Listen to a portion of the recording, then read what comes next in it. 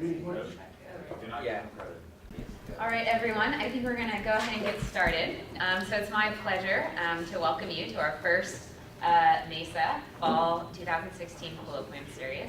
And it's also my deepest pleasure to introduce our first speaker, and that will be Elise Lockwood from Oregon State University. So to just give you a little bit of background, Elise's primary research interest has been on student thinking and learning in combinatorial topics. She completed her dissertation at Portland State University and then went to Wisconsin for a postdoc where she worked with now our very own Amy Ellis. Then Elise went to Oregon State University. She has numerous awards and honors. She's contributed to many journals and conferences. She's a valuable contributor and editor to the AMS blog on teaching and learning in mathematics.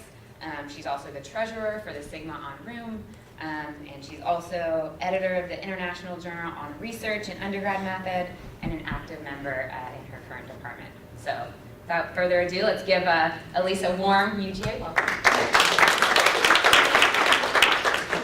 Thank you so much, Natalie, and thanks for the invite, Natalie and Hamilton and everybody. It's really an honor to be here. I'm going to talk today about some fairly new research, and so I'm actually expecting and hoping maybe for some discussion and feedback as well, but hopefully it'll be of interest. This is part of an NSF-funded project that I'll say a little bit more about. Okay, so by way of introduction, generalization is a fundamental mathematical activity, something that students at all ages need to be able to do. And yet if you look at the literature, much of the work on generalization focuses on younger students, almost exclusively in algebraic contexts and patterning tasks. And so it's been sort of a narrow focus, and so my colleagues and I are interested in looking more widely at the role of generalization in sort of other mathematical domains and across other grade bands. And so to this end, we have a 3-year project called Generalization Across Multiple Mathematical Areas, or GAMMA, that's funded by the NSF, and you might have heard of it because both Amy and Kevin are co-PIs on this grant. And the idea is that we will look at this mathematical practice of generalization, but across sort of multiple content areas and also different grade bands. And so we've sort of populated this with 4 different PIs with respective areas of expertise. And so in particular, I study undergraduates in this discrete domain with combinatorics. So I'm in that quadrant right there. And so we're doing respective work, but with the hope that we can contribute to more broadly to generalization and what that entails. So why counting? Well, counting problems are accessible and can offer opportunities for deep mathematical thinking. And for me personally, I fell in love with counting when I was a master's student, and I was fascinated by the fact that counting problems are easy to state, but they can be surprisingly difficult to solve, right? And maybe you've experienced this. And so in particular, I'm not the only one to observe that counting is difficult. The combinatorics textbooks actually say that counting is hard. So George Martin is an author, not George R.R. Martin, the Game of Thrones, but George E. Martin, who wrote The Art of Enumerative Combinatorics. And his first chapter is literally entitled Counting is Hard. And he says that there are few formulas, and each problem seems to be different. And then Alan Tucker, in his book Applied Combinatorics, says of his counting chapter, we discuss counting problems for which no specific theory exists. It is the most challenging and most valuable chapter in this book. So these are authors of undergraduate and graduate level textbooks who are acknowledging sort of this inherent difficulty with solving counting problems. And they're also getting at a feature of counting, which is that it can't just be solved kind of algorithmically with a prescribed process every time. The math ed research also indicates that counting is hard. Eisenberg and Zalewski's findings support the assertion that combinatorics is a complex topic. We see some relatively low success rates, and other research has also found similar findings. Annan and Lai have a nice quote. They say, math teachers are often asked, what is the most difficult topic for you to teach? Our answer is teaching students to count. So it's difficult to learn, difficult to teach. But I want to point out, as a math ed researcher, this makes it actually a great topic for study, right? There's, just opens up lots of opportunities to investigate how can we improve the teaching and learning of counting. And so broadly over the past few years, my research goal has been to learn everything I can about how to improve the teaching and learning of counting. So This includes now, thanks to this grant, looking at generalization in counting. But also, this grant has been nice because we can both learn about generalization, but I also feel like I'm gaining insight into students' combinatorial reasoning as well. Okay, so what I want to do now is talk through this passwords task, and this is the key task that I'm going to talk about today, and it's important to talk through it because I think it'll help the data make sense. So, this is an activity that uses the context of passwords to facilitate a general statement of the binomial theorem. So here is the binomial theorem, if you forgot, and you kind of multiply binomials together multiple times, and as you do that more and more times, the coefficients that you get just by distributing this out start to behave in a predictable way. Namely, these are actually called binomial coefficients, but you get this sort of combination or choosing formula. And if the 1, 2, 1 and the 1, 3, 3, 1 look familiar, not coincidentally, these are also rows in Pascal's triangle, and there's sort of combinatorial reason for that. But this isn't actually important, and we didn't really explore the Pascal's triangle with the students, but just so you have some sense of mathematically what this is or says. And so combinatorially, we developed this activity because it emphasizes counting the same set of outcomes in in two different ways, which is sort of fundamental for combinatorial proof. But most importantly, it provided opportunities for students to generalize. So I wanted to give students a chance to generalize so we could then observe their activity as they generalized. Okay, so here's how it starts. And again, I'm just going to kind of lay out mathematically what we did. So how many passwords of length 3 are there that consist of uppercase A's and or B's? So you can imagine a little 3-letter word, 3-character word, and notice that each option can be either A or B, right? And we can use the multiplication principle, which basically states that if you have these independent stages, and at each stage you have sort of an independent number of options for the next stage, you can multiply. And so we get 2 cubed total outcomes. Okay, but then we can ask the students to make a little table where you're organizing the passwords according to the number of A's, right? So a 3-character AB password is going to have 0 through 3 A's in it. And so the students might list, and you could then fill out the table based on that, right? Then we move up to kind of length 4, so increasing a little bit. We have 2 to the 4th total passwords, and then again, you could list them out, and this is how many passwords there are. You might observe that these also happen to be those rows in Pascal's triangle, and it's because, like, for 4-character passwords that have exactly 1 A, I can think of choosing the position in which to put the A. And so there are 4, and then everything else has to be a B. But for the students at this point, it doesn't matter if they've seen binomial coefficients or not, because they can list and then fill out these tables. Okay. Then we move up, sort of increasing opportunities for generalizing a little bit, to AB1 passwords. So how many passwords are there of length 3 that consist of A's, B's, or the number 1? You might wonder why not C's, and you'll see in just a second. So again, here I have sort of 3 options for each of my positions, and so I get 3 cubed total passwords. And then if I organize according now to the number of 1s, so let's just talk through this. I have one way for there to be no 1s in the password, right? You're looking at it. And then each of the remaining positions can be any of 2 options. If there's exactly 1 1 in the password, I have 3 places in which to put it. And then for any placement of that 1, there are sort of now just A or B as my option, so I get 2 squared. If there are 2 1s, there's 1, 2, 3 ways in which I can place the 1s, and then the last position can be either A or B. And then finally, there's just one all 1s password. Okay. And so this can kind of build up. Here's the 4 case, the 5 case. And so you can see there's potential, at least, for some relating back to that previous case, because you see those same coefficients showing up again. And then the ultimate goal, just so you can understand where this could go, here's a 5-character password with A's, B's, C's, 1s, or 2s. And so notice that it's 5 to the 5th, because I have 5 positions and 5 choices for each position. But now we organize according to the number of numbers. And so let's just talk through this 3 case. So I'm going to place my 3 numbers in there if I want exactly 3 numbers in the password.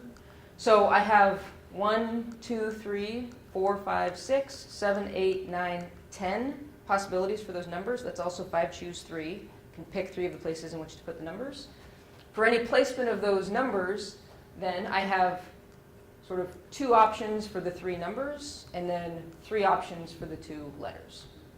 Right? And so we could also sort of build this out like this. And then if you get all the way there, you can see why you could get, if you have X number, an N character password that's X numbers and Y letters, you're going to sort of sum up and get this sum, essentially, if you sum up those rows. So kind of cool. I'm pleased with the task. We tried it out a little bit in a discrete class, and it seemed to work pretty well. But most of the students didn't get there. Like one student, we had a more advanced student that we interviewed. Most of the students kind of got through the AB1 passwords. And so but just so you know kind of where this is heading. Okay, so as I mentioned, this is part of this larger project with Gamma. And so for my part, and this was the year 1 data that I'm talking about. So this is a couple years ago. We gave 10 students the password task of individual hour-long videotaped interviews.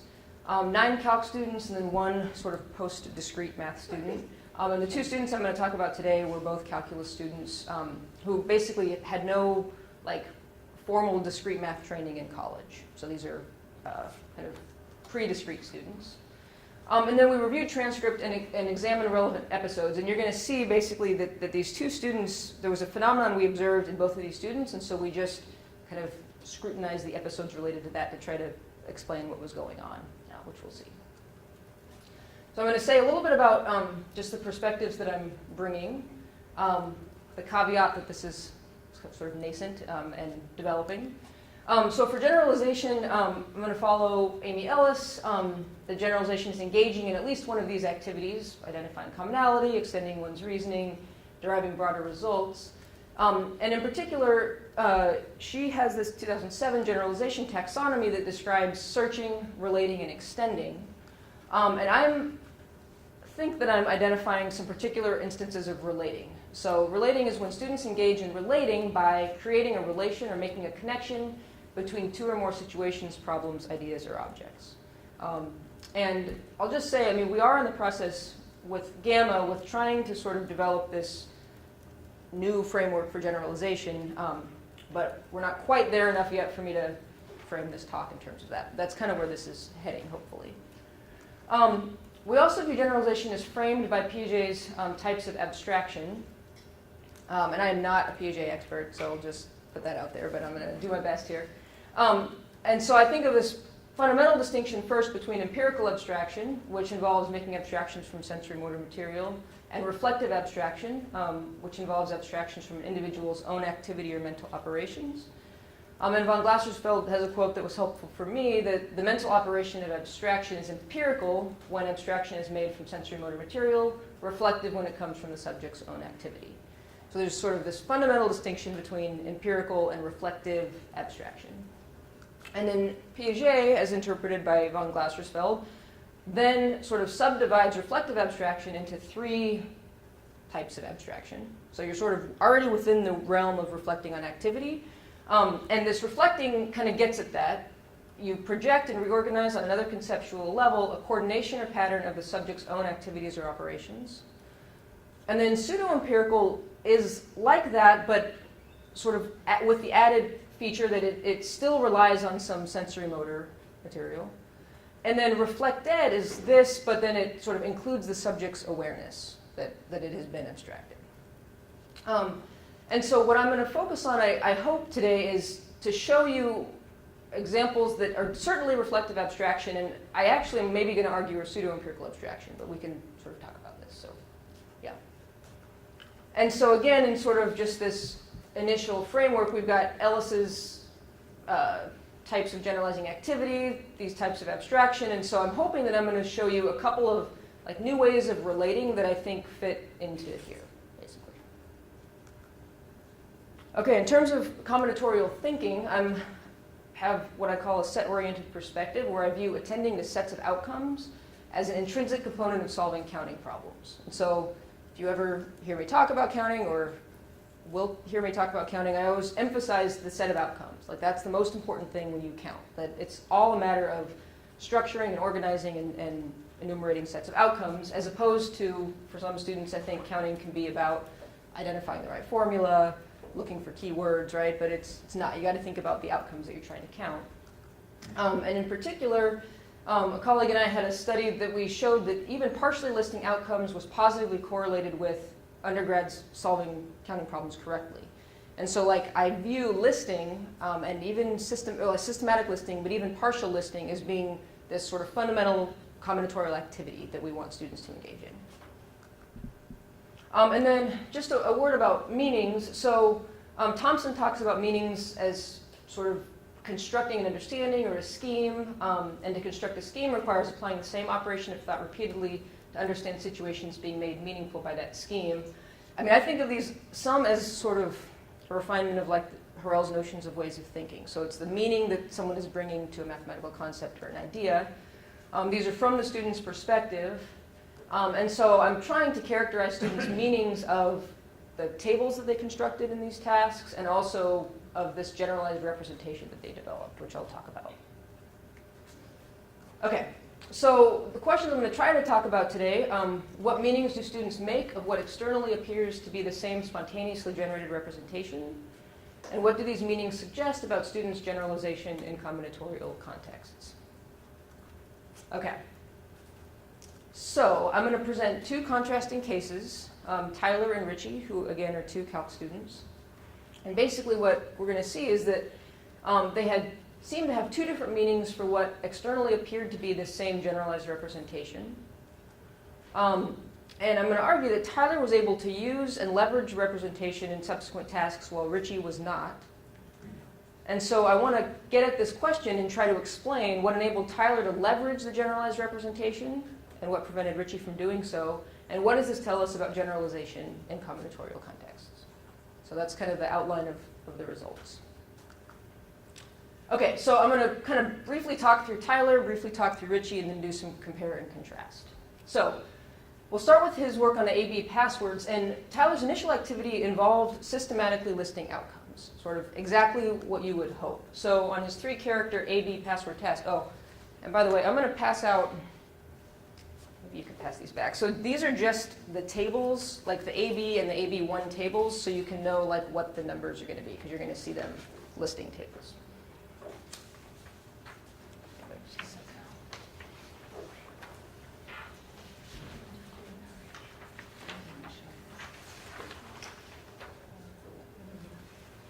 So it's not super important, but just in case it helps to orient like what the totals are.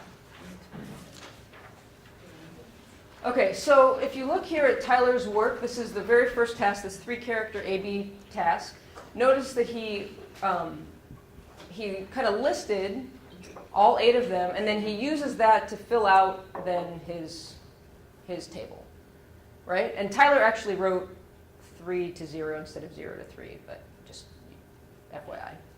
Okay, and then in the 4-character password task, again, we see some systematic listing, and notice he is being intentional. He says, I started with the first one being A, I did 2 A's consecutively, then B's, then moved the B over. So he's not just randomly listing, he is being thoughtful and methodical in his listing. And also he's being kind of self-regulatory. So he would sort of check, like, did I get them all? Do I make sure I have them all?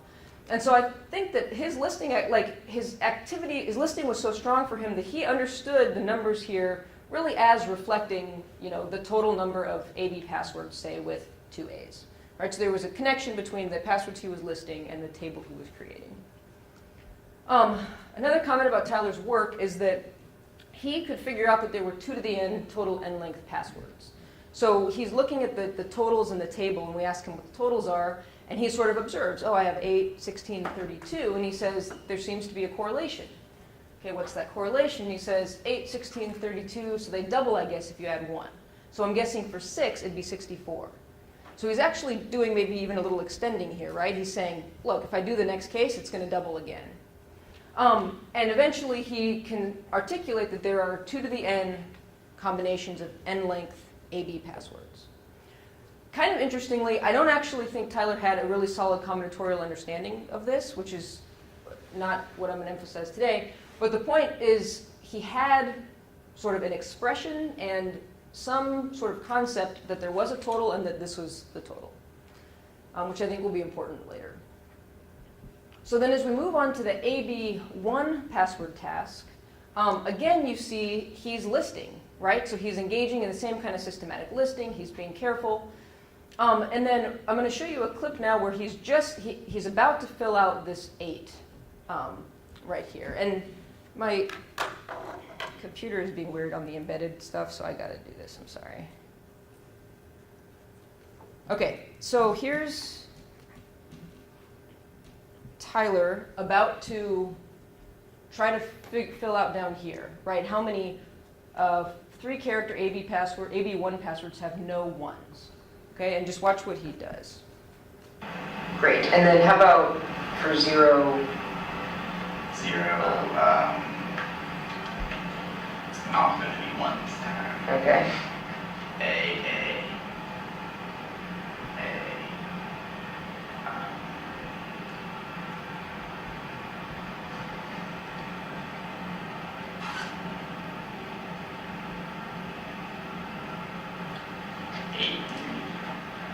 Okay, and why did you guess that? For this one, with just what I'm doing now is just 2 letters. So I guess it's the exact same thing here, isn't it? Yeah. Okay. So I'm gonna go with 8. Okay. Cool. Just because that's the exact same. Awesome. Okay. So here's the quote here, and notice that he actually wrote AAA, right? And then he seemed to sort of pause, and I'm going to argue that that listing that first AAA triggered for him hey, I've already listed passwords that look like this, right? And so then he relates back to that previous activity.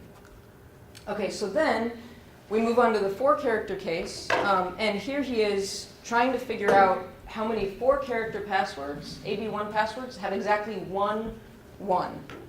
And this is what happens here. So what I was thinking, what I was saying earlier, how there's only a certain amount of spots for it, it has to be, I'm just gonna use X. Yeah, great.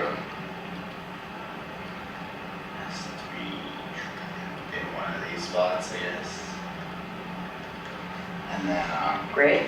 So there's just 3 X's.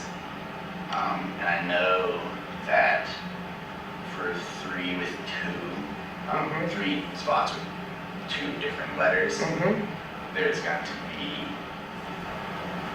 8 different ways to do it. Okay. So I guess 8, there's 8 different of each of those. Okay. Just using the same table. There's just 32, so I want to say there's going to be 32 for just 1. Okay, and you're thinking of that as... Okay, so Tyler here, I was surprised by this. Okay, so he spontaneously writes then these outcome consisting of 1s and X's. I don't know if you heard my voice, but I was very excited when he did that. So, and he uses X's as placeholders, right, for what A or B could be, and then he clearly relates it back to that 3-character AB table. And given the clip we just saw, it makes sense because he had just reinforced for himself that there were 8 3-character AB tasks, right? Okay. And just for even more insight into how he's reasoning about this, he then moves on to the 4-character AB task, but with 2 1s, right? And he lists the 6 combinations of 2 1s and 2 X's.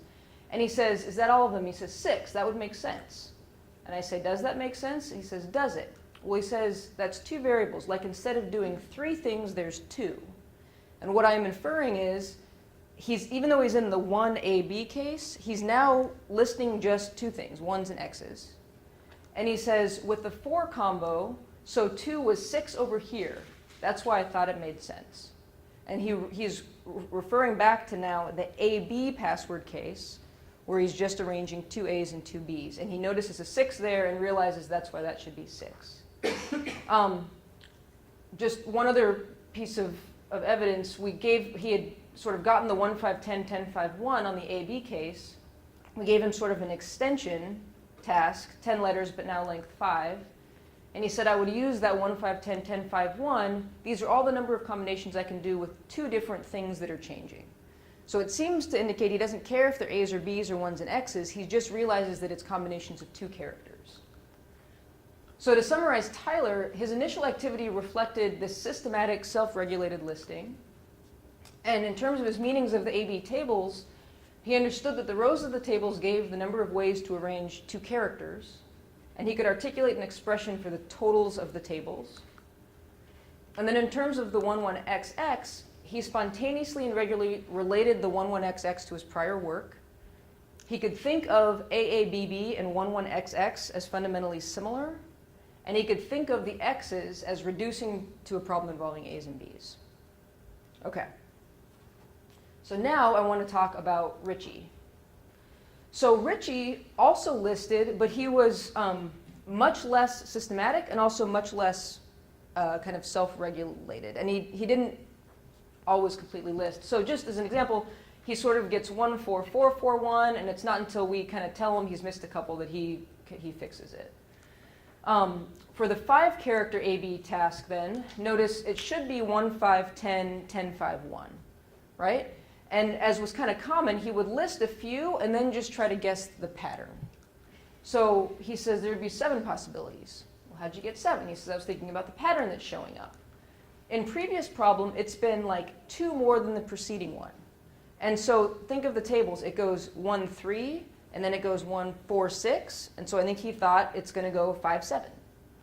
And then he also says, and I'm just assuming this is 5 because the previous pattern is increasing by 1. It's going 3 to 4 to 5.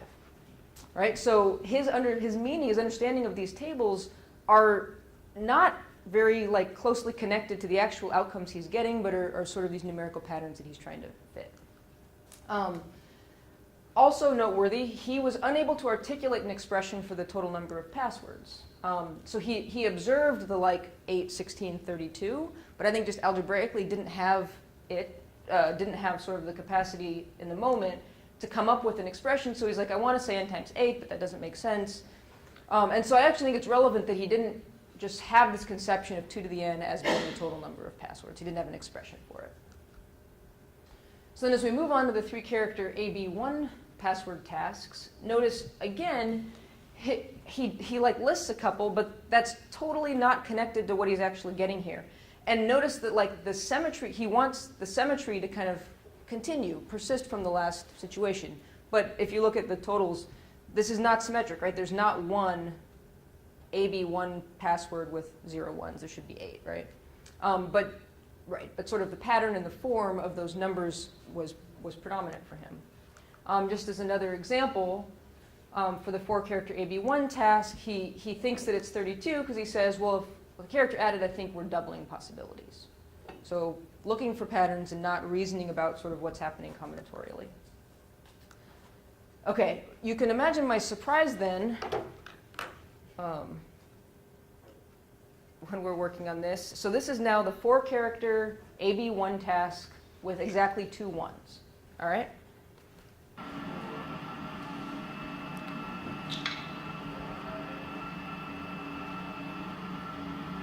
I was kind of thinking about different configurations of ones. Yeah, perfect. Yep. So like maybe starting with X, whatever. Yep, great. Or just like that. Okay. Or like this. Or like this. Yep. Or like this.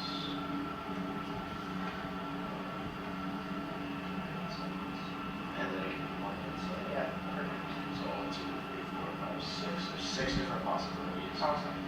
for that. And then each of these can have 4 different configurations. Nice. So, Okay.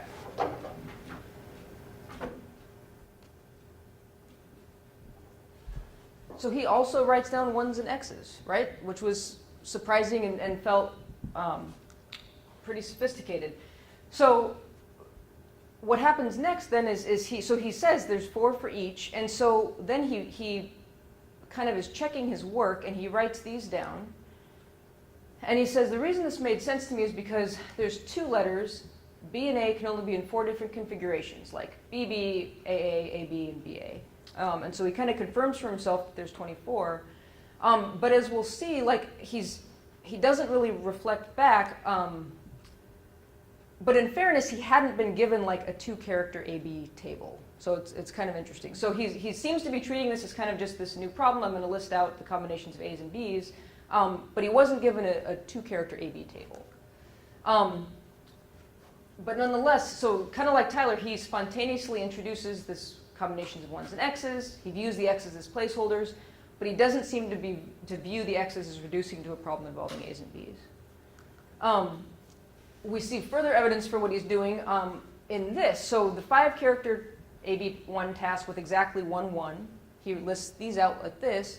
And what would you expect? So again, think about what Tyler would do. I think Tyler would say, well, I'm now in a case of a 4-character AB password task, and so there are 2 to the 4th of those, or 16, right? Well, Richie gets this. He gets 8 for each.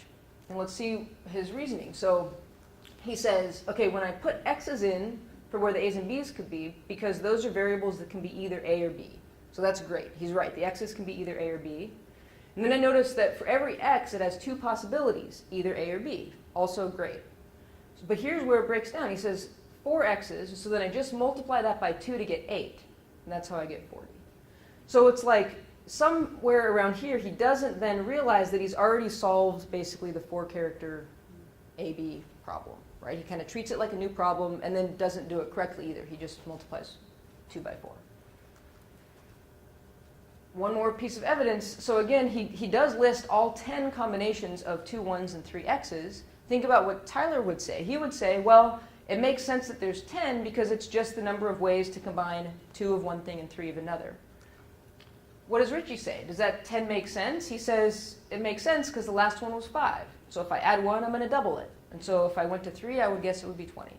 Right? So again, just following that pattern, not making the same kind of combinatorial sense that, say, Tyler was.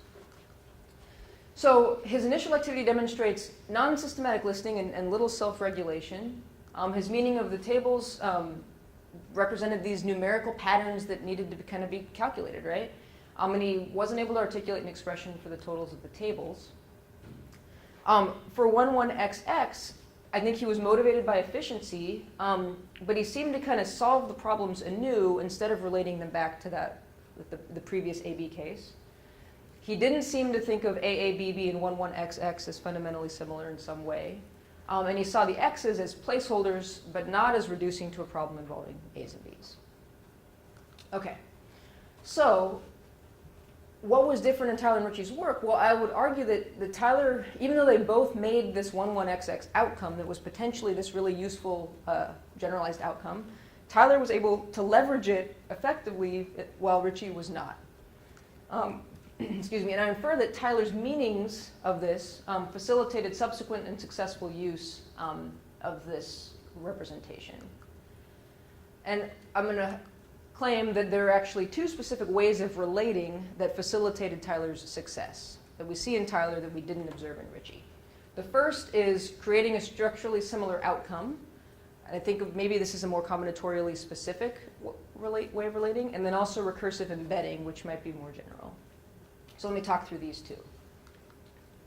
So for this type of relating, creating a structurally similar outcome, recall that when he's thinking of these 1, 4, 6, 4, 1, Tyler essentially saw these as somehow being the same, right? That it made sense that there were 6 of these and 6 of these because they're both just counting combinations of 2 characters. And just, again, as evidence, we're asking about this 1, 4, 6, 4, 1. He just says that's just the number of combos you can do with 2, which was the same thing I did over here. And then again, in the 1, 5, 10, 10, 5, 1, these are all the number of combinations I can do with 2 different things that are changing. And so there's, in some way, he's able to just identify that the particulars of A's and B's and 1's and X's don't matter. Right? He realizes the AB tables essentially represent the number of sequences of a given length with any 2 characters, A's and B's or 1's and X's. And that turns out to be really powerful for him. But Richie, on the other hand, was never able to make sense of why the arrangements of x's and 1 made sense, as we saw. He sort of thought it was just this pattern that was fitting, but this had no meaning in terms of just number of ways of arranging two objects. And so he wasn't viewing, let alone creating, 1,1xx as an outcome that was structurally similar. So it's not surprising that he didn't relate in the same way, but just to provide some explanation. I also think that Tyler engaged in what I call recursive embedding. And by this, I mean that Tyler reflected on prior activity and, kind of for lack of a better word, inserted that activity into a new situation. So specifically, he recognizes the x's in the 1,1xx structure as representing placeholders into which he can embed this previous situation, namely the AB passwords. So if I were to sort of construct like a representation of what I think is happening, he had this prior list that he had made for just 3-character AB passwords. And so when he wrote down these 1's and x's, it's like that list is sort of getting embedded into just this part of that problem, right? Whereas for Richie, again, he doesn't view these 4 x's in that same way. It's just sort of this new problem he's just going to do 2 times 4. Okay, so then just for a little bit deeper, why was Tyler able to make those relations relate in that way and Richie was not? I contend that the difference can be explained through reflective abstraction, right? Which involves making abstractions from an individual's own activity or mental operations and then bringing it into this new situation. And so if we consider their initial activity, it makes sense that Tyler was able to powerfully kind of draw on that experience. So Tyler's activity was grounded in systematic outcome listing. He listed outcomes with their structure and organization in mind. And in contrast, Richie's activity did not support systematic listing of outcomes, and he wasn't self-reflective about whether he had them all. So if we think back to, in particular, I want to talk about this one case, right, where Tyler is trying to figure out 3-character AB1 passwords with exactly 0 1s. And he sort of wrote down the AAA and then kind of relates back and thinks, okay, it's this case before. And so what I kind of want to argue or ask, is this an example of reflective abstraction, like generalization that is grounded in reflective abstraction? And I think so, because the listing of AAA seems to trigger for Tyler a prior activity in which he engaged, namely listing all of the A, B 3-character passwords. And he looked back to that prior listing and recognized that he was in the same or a similar situation. And he understood that prior activity and the results of that prior activity within the context of the current situation, right? So he's like, it's not like he sort of lost his way when he related back. Like he still understood what that meant in terms of the current table he was working on. And so I also kind of want to ask the question, like, is this an example of pseudo-empirical abstraction? And bring this up because, at least in my limited reading, I feel like sometimes pseudo-empirical abstraction can be given kind of a bad rap, right? That it's kind of the bad kind of abstraction that demonstrates not solid understanding. But I'm going to argue maybe this is an example of like a really powerful pseudo-empirical abstraction in which Tyler is engaging. Why do I think it's pseudo-empirical? Well, because I think that the reflective abstraction seems really tied to that physical act of listing and to the visual structure of that AAA that he wrote down, right? And then even the stuff he related back to were still sort of the physical lists, the structure of the outcomes, that list of outcomes that he was reflecting back to. So I hope you're convinced that Tyler's case illuminates the important role that reflective abstraction can play in generalization.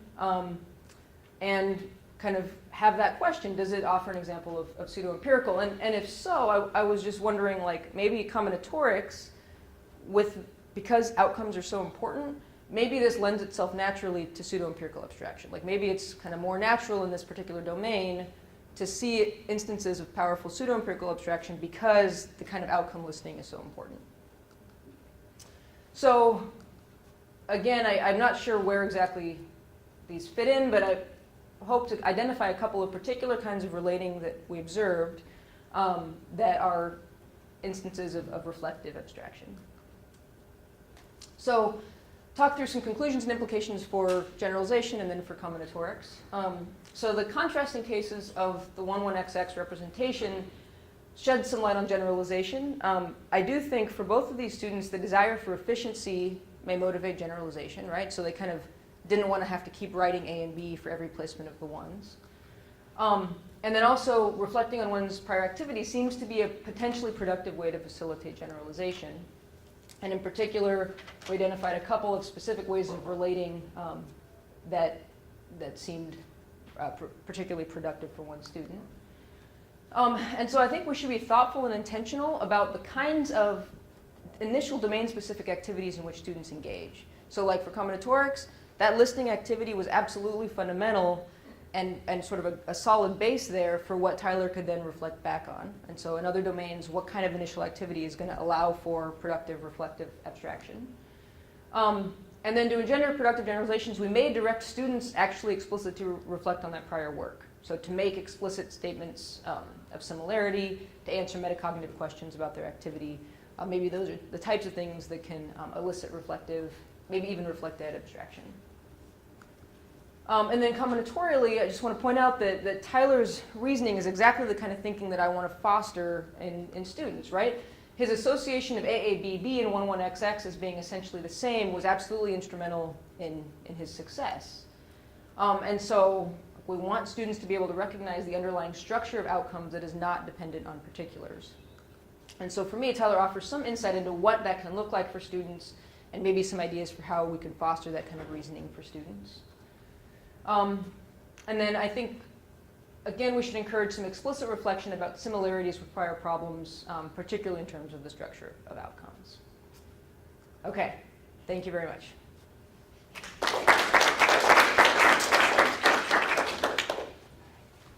we have any questions for the speaker?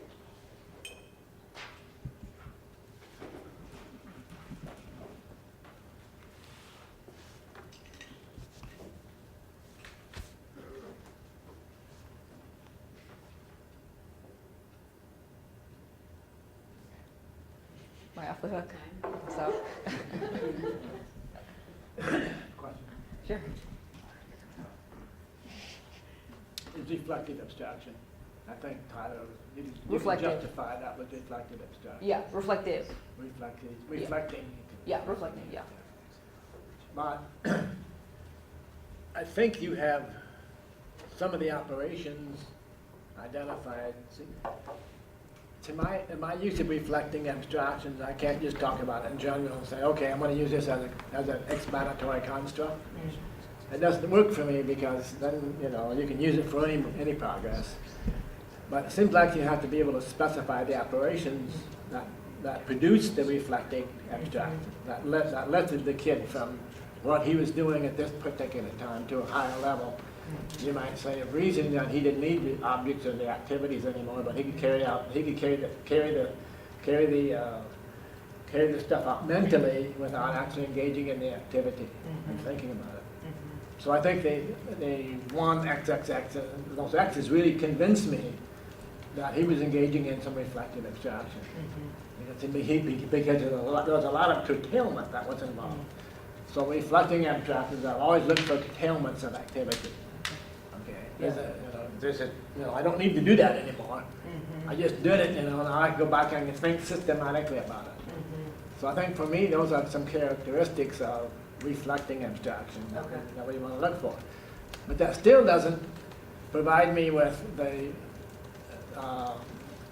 conceptual operations that might have been involved in the recursive, what do you call that, recursive what? Embedding. Embedding? Yeah. Yeah. How do you think about that? Yeah, so I guess I'm thinking of having sort of some part of the current situation. So, for example, the X's, like that you could actually have some prior activity that is exactly that one piece of it that you can sort of then bring into it. And I think the mental operation would be like the listing activity, maybe the operation of sort of listing that he's doing. But just as a point of something for me, I want to ask you about this because for me, the pseudo-empirical abstraction would be maybe a lower level case would be the kid list. So he makes a list, and the next you give him another task involving different situations, but he also makes a list. But he knows to make a list in this situation. So the student abstracts the activity of listing. So he knows he recognizes the situation as a listing situation. So I list. Yeah. Okay, but there's nothing beyond that. But I would say that would be a pseudo-empirical abstraction, Okay. where he actually abstracted out the listing activity. Yeah, and I would say there's something beyond the listing. Like, I don't think it's the fact that With he's... Tyler, Yeah, it's well, not... he engaged in pseudo-empirical abstraction, obviously. I mean, but he went quite Right. beyond that. Right. Quite beyond that pseudo-empirical abstraction in the activity, I would say. Yeah, okay. For Richie, Jae-Hong Shin, one of my former students with John Olive, did a dissertation with eighth graders on this stuff. Okay. And it was really interesting stuff. Because I go back to the counting principle that you talked about, the multiplication principle. Okay, you call it the multiplication principle. And for them, for these kids, they could actually think about the product of like A, there's 3 here and there's 3 here, and so there's 9 altogether. So when I was thinking about Richie, when he went 2 times 2 times 2 times 2, I was wondering if he could unpack the meaning of that 2 times 2 times 2 and provide you with ordered triples. Yeah. And understand that there could be ordered pairs, and then the ordered pairs with another element could become ordered triples. Right. Would he be able to unpack that, or where does this 2 times 2 times 2 comes from? Yeah, and for these two students, I actually think neither of them could. And part of it was we were limited for an hour, so we didn't explore it. But I don't think either of them had a really solid understanding of the multiplication principle and why 2 times 2 times 2 generates the outcomes. Well, for these kids, Jae-Hong's kids could go 2 times 2 times 2. This one girl, I never forget it, she was really, really powerful. But man, 2 times 2 times 2 times 2 was a real huge step. Yeah. And so I still don't understand why 2 to the 4th is a much more difficult of an abstraction than 2 cubed. Interesting. I don't understand that. Now, maybe this project can help me understand that, because for these middle school students, 2 to the 4th became just, man. Interesting. That was really, so I was wondering about this 2 to the 4th thing with Tyler. Do you think that Tyler could go back and unpack that 2 to the 4th? I don't think so, actually. Like because I asked him at one point if he could understand the doubling, and he couldn't really combinatorially explain it. I think for him it was sort of just a pattern that he observed and that he knew, but we didn't explore it enough for me to be convinced that he had a good combinatorial justification for it. Yeah, so for me, the big reflective abstraction, the big I, would be the multiplication principle in this whole process.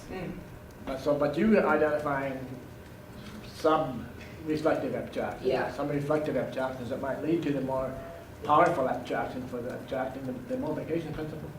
Interesting. Is that really what you're after? Well, it hasn't been necessarily. I mean, I do. So I love thinking about the multiplication principle and have thought about it, and so I do. But I haven't thought about having that be sort of a goal of them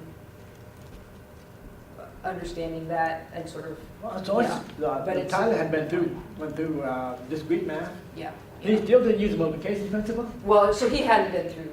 Tyler hadn't been through discrete math. Tyler hadn't been through? Richie did. No, neither of them had been through. Oh, neither took the course. But for other students, a couple who had, they did demonstrate. So it's like I could have another talk where I use more of like the 2 to the n comparison, and I would set up Tyler as a case who didn't have a very solid combinatorial understanding, but then other students who really could, in multiple ways, sort of explain in terms of outcomes, in terms of this counting process, why 2 to the n works, say.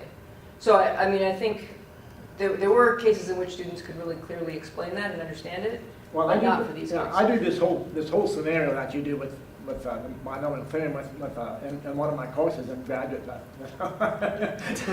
Some of the students here have had my course in this process. Okay. But for some of the students, it's just they can just whip right on through the stuff. But in that course, it's not the case that's I can generalize that to Yeah. saying that all the students I've worked with in that course, master's degree students in math education who are really sophisticated mathematically, still have to really go back and think hard about those principles, about the multiplication principle, and all that stuff in the binomial theorem. It's very complicated stuff. Yeah, absolutely. So it's really a very interesting and rich area to do research in. I mean, it's fascinating. Yeah, it's fun. I don't do formal research in it, but I really do a lot of Yeah. research in this with that. And so I'm observing the solution of counting problems and playing poker and five-card draw. All of those things, and the number of subsets of a set become very interesting sub-problems in this whole process of construction of the binomial theorem Yeah. and the Pascal triangle. But there's some beautiful patterns. So I'm asking, the reason I'm saying it, I'm asking, how much do you, in your project, what do you view as the kind of the big generalization? The big generalization, is it binomial theorem? It's a good question. I don't think the binomial theorem in and of itself necessarily.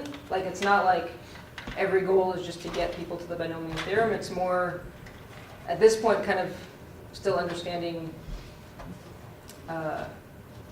providing opportunities to see how they generalize. But I do think, down the line, like something like, I think binomial theorem for what it could give me, because it does afford the opportunity for something like the multiplication principle of 2 to the n. But also this notion of combinatorial proof, and that you're counting the same set of outcomes in multiple ways.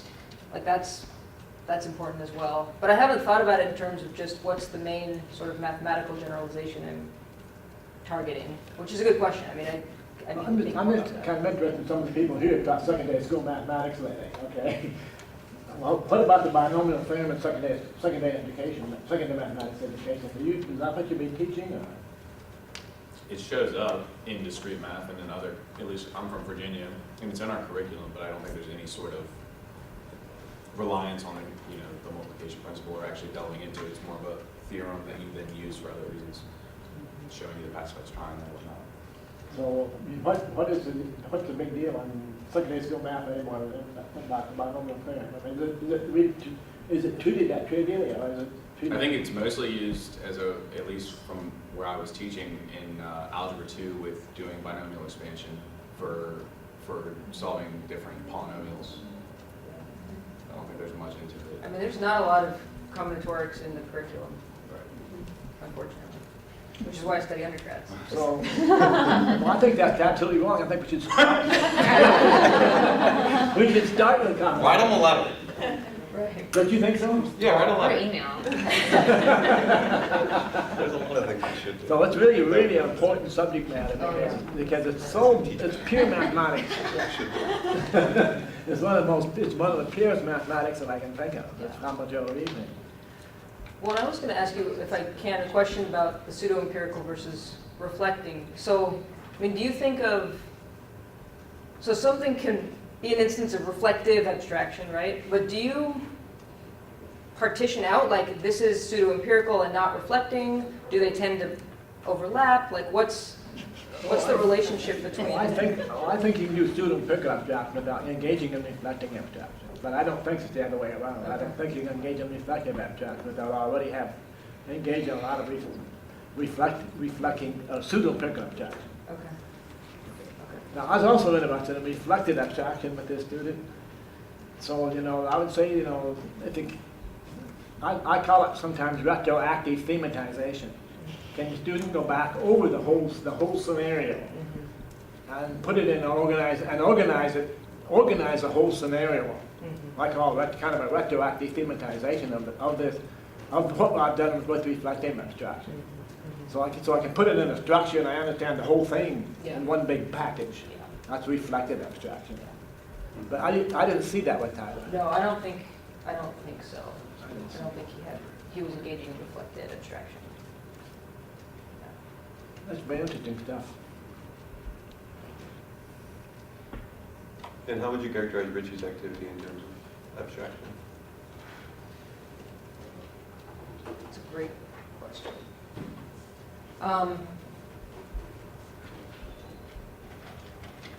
I mean, I think in the AB, like the AB tables as he's working, I do think he's, I mean, I don't know if they would be like empirical abstraction. So, because he does say he's observing patterns, right? Like he is trying to sort of identify some regularity, but it's not really tied to his activity or reflecting on that activity.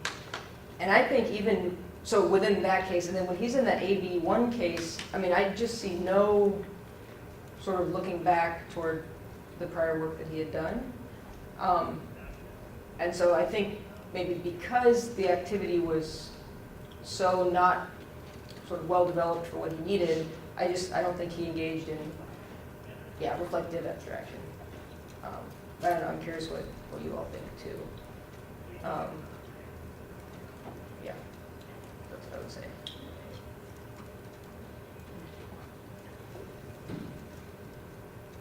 All right, well, it's around noon, so I guess let's thank the speaker again.